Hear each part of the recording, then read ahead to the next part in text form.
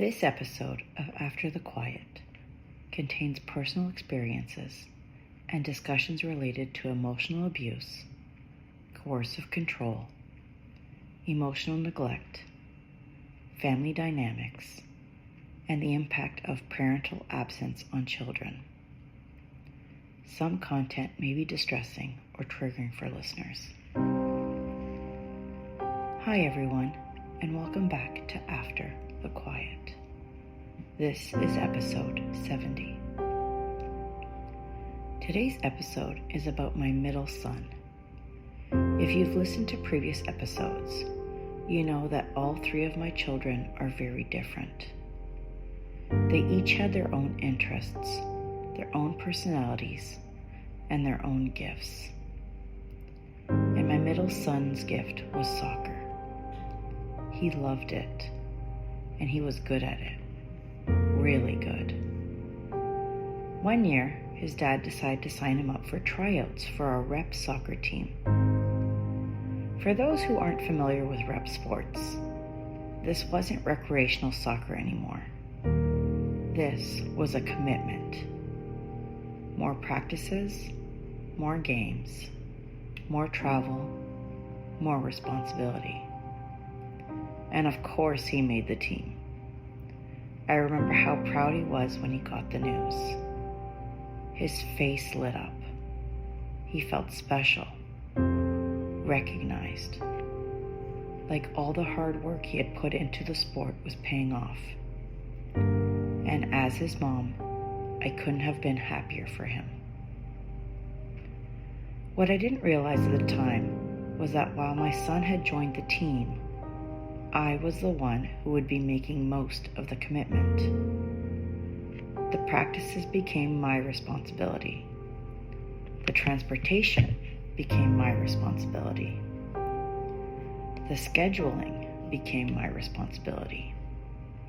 Most evenings, I would load all three children into the car and head to practice. My oldest son was easy. He would sit quietly and watch his brother. My daughter was little, and almost every soccer field seemed to have a playground. So while my son practiced, I spent most of my time following my daughter around the playground, pushing swings, helping her climb, making sure she didn't disappear. And I remember feeling guilty because I wanted to watch my son. I wanted him to look over and see me cheering for him. But I was trying to be in two places at once. The weekends became even busier. Most games started early, really early, and many of them were 30 to 45 minutes away. So while other families were sleeping in on Saturday mornings, I was packing snacks, filling water bottles, loading kids into the car, and driving across the region to soccer fields. And despite all of that, his dad only came to the first game. One game. After that, there was always something else. A motorcycle club meeting, an event, a gathering, a commitment. The motorcycle club seemed to take priority over almost everything, including watching his son play soccer. One of my favorite memories from that season was watching my son play alongside one particular teammate. When those two boys were on the field together, they were unstoppable. It was like they could read each other's minds. One would steal the ball, the other would already be sprinting downfield. One would make the pass, the other would finish the play. Goal after goal after goal. They were a powerhouse together. And I loved watching my son during those games. He was confident, happy, excited, proud of himself. As a parent, there is nothing better than watching your child discover something they truly love and realize they're good at. One game stands out more than all the others. His team had played incredibly well. He and his teammate were on fire that morning. Every time they touched the ball, something exciting happened. By the end of the game, my son was absolutely glowing. As soon as we got into the car, he started talking, a mile a minute, telling me about every goal, every pass, every play. And then he asked, "Can I call Dad?" Of course I said yes. He wanted to tell his dad about the game. He wanted to tell him how well he played. He wanted his dad to be proud of him. So I handed him my phone, and he called. The phone rang and rang and rang. No answer. He tried again, but still no answer. And I watched my little soccer player slowly deflate. The excitement disappeared. The smile faded. The energy that had filled the car just moments earlier vanished. Because the one person he wanted to impress that day wasn't answering. As a mother, that moment hurt. Not because of soccer, not because of a missed phone call, but because I could see exactly what was happening. My son wanted his dad's attention, his approval, his excitement, and he wasn't getting it. I didn't know what to say. I couldn't explain why his dad wasn't answering. I couldn't make it make sense. So I suggested we call Grandma instead. My mom answered immediately. She had no idea what had happened. She didn't know his dad hadn't been at the game. She didn't know the phone calls had gone unanswered. All she knew was that her grandson was excited to tell her something. And she listened. She listened to every detail. Every goal, every pass, every great play. She celebrated with him, asked questions, told him how proud she was. And slowly, I watched his smile return. By the time we got home, he was laughing again, talking again, happy again. And when his dad eventually got home from wherever he had been that day, my son had already moved on. But I hadn't, because that moment stayed with me.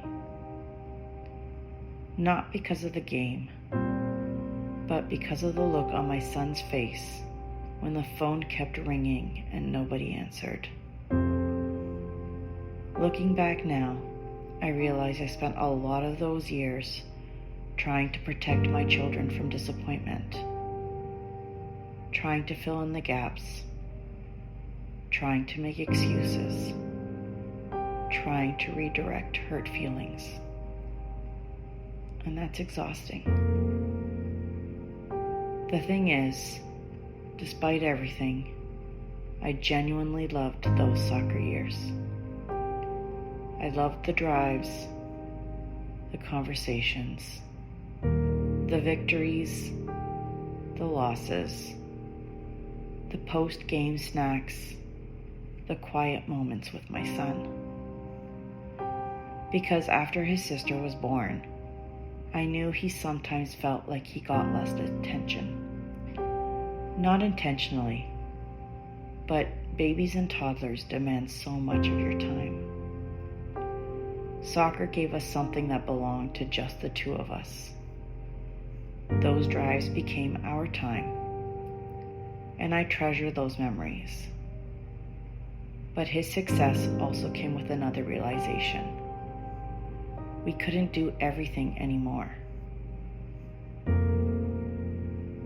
For years we had spent our summers camping. The trailer was a huge part of our family life. Some of my favorite memories were made around campfires. But rep soccer didn't stop for camping trips. Practices continued. Games continued. The commitment continued.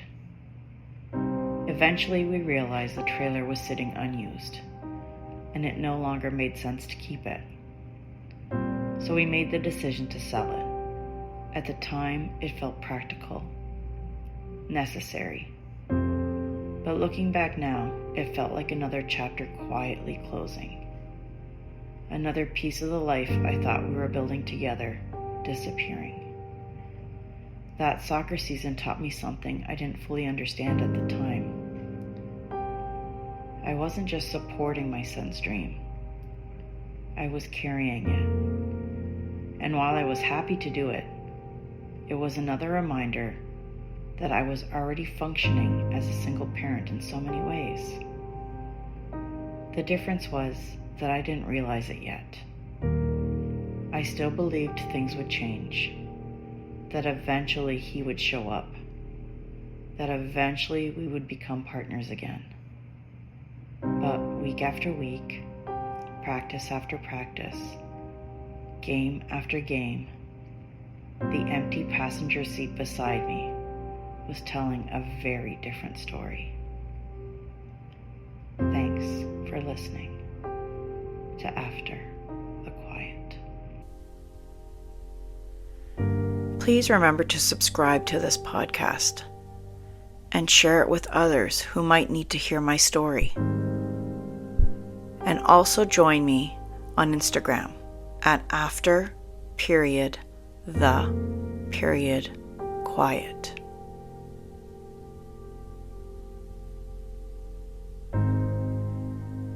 If you recognize parts of my story in your own, please reach out to someone who can give you support, or look for that support in your community. You are not weak for needing help. You are human. Your voice deserves to be heard.